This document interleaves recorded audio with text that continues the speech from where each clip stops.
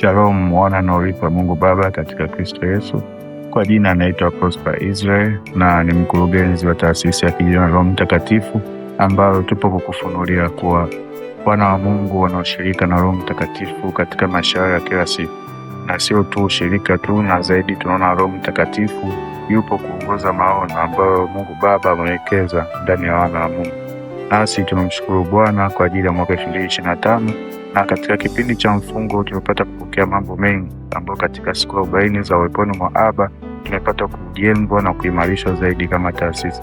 Mwaka 2025 tulipata kufanikiwa kufunua utajiri ambao mwana wa Mungu anaweza akafunua mahali popote alipo kazini, na tulifanikiwa kupita katika taasisi mojawapo ambayo kwa kupitia maono ambayo anayo tumeona kwamba Mungu anamfundisha, na tunaona kwamba anapata kuhubiri injili ya ufalme wa Mungu hapo hapo katika eneo ambayo yupo. Nasi katika kuingia mwaka 2026 ilikuwa ni shauku yetu na ilikuwa ni kiu yetu kuendelea kudumu katika maono ambayo Mungu ametupatia, ikiwemo kwamba kuwafikia vijana wenye maono, kuwafikia vijana wenye maono ambao wana hofu, wana wasiwasi au wamekwama, kuona kwamba waweze wakaendelea mbele katika maono ambayo wanayo, iwe kwa ajili ya uoga au kwa kuona kwamba wamekosa fedha au kwa kukosa maarifa au njia sahihi ya kufanya maono yao.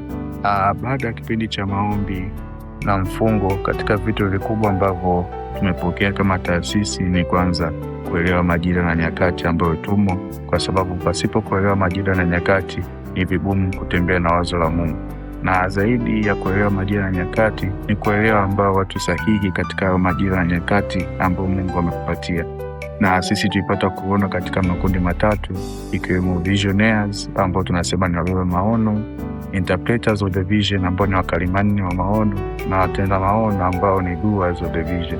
Kwa hiyo tulipata kuelimika zaidi na kupata urahisi wa kujua watu sahihi ambao Bwana ametupatia katika hayo makundi. Imerahisisha zaidi katika utendaji kazi na kufanya kazi kwa rahisi, kujua kila mtu anakaa wapi katika hayo makundi ambao Mungu ametupatia katika kipindi hiki cha mfungo. Kwa hiyo katika kipindi hiki hakika tumeimarishwa katika kujua eneo sahihi na watu sahihi, na kila mtu sahihi amekuja kufanya nini na ana sifa zipi kumweka katika hilo kundi ambalo lipo. Kama ilivyo wanasema mwenye imani sio msikiaji tu ila mtendaji. Nasi baada ya kupokea neno na marekebisho mbalimbali na pia maarifa mbalimbali katika kipindi cha mfungo, katika mwaka huu 2026 tukapata kuzalisha kipindi kipi ambacho tumeanza kufanyia kazi, ambacho tunatumaini kinazidi kuendelea na kukua, na ambacho kishaanza kufanyia kazi kwa kupitia kipindi hiki cha mfungo na maombi.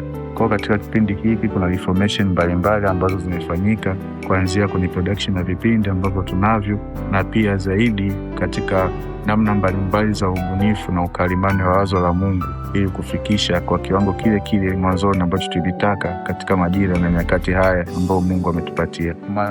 Mategemeo yetu katika mwaka huu ni makubwa, na ikiwemo kwanza katika maono yale Mungu ametupatia kudumisha na kuinua vijana sana sana wenye maono ndani ya ufalme, ili kujua kwamba haya maono ni ya Mungu Baba amewekeza ndani yetu, na zaidi Mungu ndo ambaye anatukuza, Mungu ndo anayetuongoza, Mungu ndo ambaye anatupa njia na watu sahihi ili kufikia maono ambayo Mungu Baba ametupatia. Hili katika mwaka huu tumejipanga katika kusimamia maarifa sahihi, kama ambavyo Roho Mtakatifu alikutuambia kwamba sisi ni mfano wa jembe ambao unatifuatifua ardhi ili kupata kupandiwa mbegu. Ndivyo ambavyo tumejiimarisha katika maono ili kutoa ufahamu sahihi ambao sio wa kidini, ambao sio wa kibinadamu, ambao sio ufahamu ambao mtu ambao anaweza kaupata pasipo Roho Mtakatifu.